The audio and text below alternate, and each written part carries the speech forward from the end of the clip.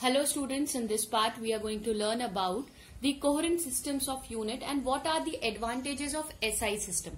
So in the previous class we have seen what is SI system, that is the international system of unit that is accepted by all over the world, and today whatever we are using, right, whatever unit I am using, if I am using meter, kilometer or whatever I am using, these all units are the result of the SI unit, because now we have a one common standard that we are following the units, right?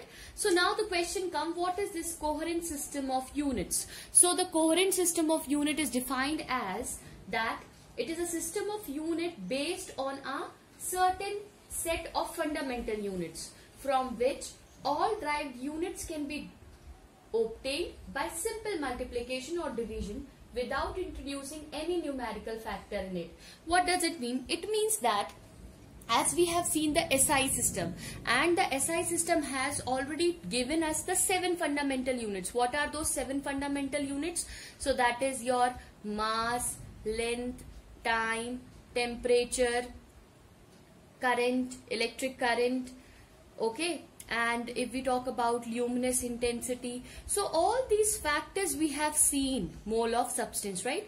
We have seen all these 7 fundamental quantities along with the solid angle and plane angle. All these things we have seen.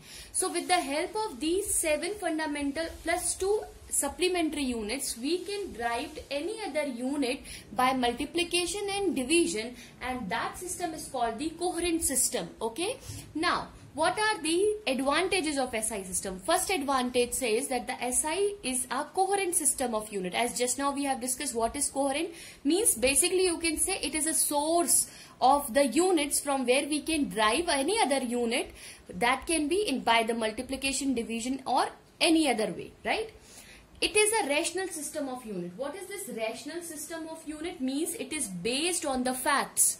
This system is based on the facts. If I am saying any unit, suppose I am saying the unit of force is Newton. So it is based on the fact that why the unit of force is in Newton.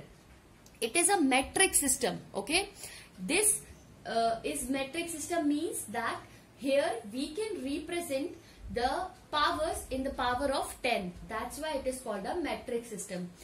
SI system is an absolute system of unit. What this absolute system of unit means? It does not use gravitational units in it. Means the G value they are not including or does not require any G value in it. It is internationally accepted system of unit. So these are the advantages of your SI system, and what is coherent system of unit we have discussed. Okay.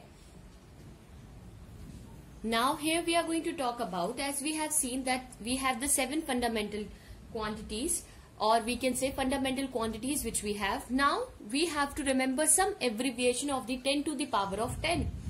We are moving first bigger to smaller. So here you can see I have written a list, that is D stand for deca, H stand for hecto, K stands for kilo, M stand for mega, G stand for giga, T stand for tera, and P for peta, E for exa, and Z for zepto, and Y for yecto.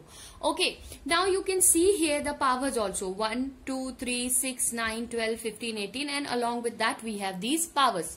Now the question comes, how we can remember this? You can remember this here, दिल है कि मानता नहीं, GT road पर picture लगी है, okay? Picture लगी ZY. दिल है कि मानता नहीं, GT रोड पर पिक्चर लगी ZY. So दिल, D stands for deca, H stands for hecto, K stands for kilo, M stands for mega, and G stands for nahi will be not. Okay, here it is not included.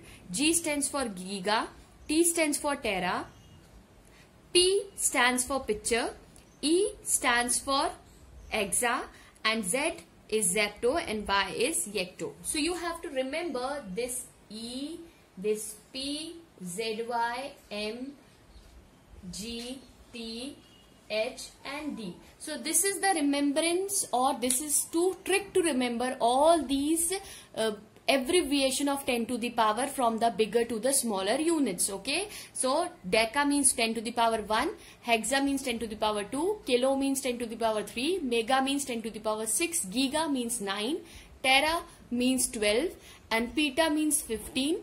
Exa means 18, Zepto means minus 21 and Yecto means 10 to the power minus 24. So this is a trick to remember. दिल है कि मानता नहीं, GT road पर picture लगी ZY. Okay. Now here we will start and we will see that is the abbreviation from the smaller to the bigger one. Okay. Here you can see, there we have seen the bigger to the smaller. Here you can see deci, centi, milli, micro, nano, pico, femto, atto, Zepto and Yecto. Okay. So here how you will remember? You will remember दो church, mandir, masjid near Purane fort area ZY. What this D stands? That for deci, C stands for centi, M stands for milli, M stands for micro, N stands for nano, P stands for pico, F stands for femto, A stands for atto and Z for Zepto and Yecto. Okay, so दो church, mandir, masjid near Purane fort area ZY. Okay, so this is the trick to remember these abbreviation. Okay, so this दो church remember ये छोटे वाले के लिए, ठीक है, deci, और डेका वाले के लिए क्या था? दिल है कि मानता नहीं, GT रोड पर पिक्चर लगी है ZY. तो उसमें हमारे पास वो ट्रिक था. So this is clear to you. This you can remember because this we are going to utilize when we are going to use the numerical. So this you have to keep it in mind. Here it will start from 10 to the power minus 1. Centi means minus 2. Milli means minus 3. Micro means minus 6. Nano minus 9. Pico minus 12. Femto minus 15. Atto minus 18. And Zepto is minus 21. And Yecto is minus 24. Okay. So these are the some tricks and advantages of SI which we have seen. Okay. Thank you. Now what is this order of magnitude? If we talk about order of magnitude is, the order of magnitude is a physical quantity, that power of 10 which is closest to its magnitude. What does it mean? Here you can see one formula I have written where n is equals to n small n into 10 to the power x, when the x will be order of magnitude of n, when जब small n की जो value है that will be greater than 0.5 and less than or equal to 5, that time we can find out its order of magnitude. Basically order of magnitude gives us idea that how the physical quantity is, how big it is or how small it is. Means if I am writing some order, suppose I am writing this, so this gives me an idea that what is its order of magnitude. So its order of magnitude you can see here it is 1 because it has a 10 to the power 1. So this gives me the idea of order of magnitude of the physical quantity, whether it is a big or a small quantity. Okay. If it is 1, I understand, okay, it is okay, fine, this is something moderate. But suppose if I will have this quantity like this 10 to the power 16, this shows its order of magnitude is big, right? So this way we can see all these things. So order of magnitude means this, that how the physical quantity is big or small. Okay, from its order of magnitude we can calculate it.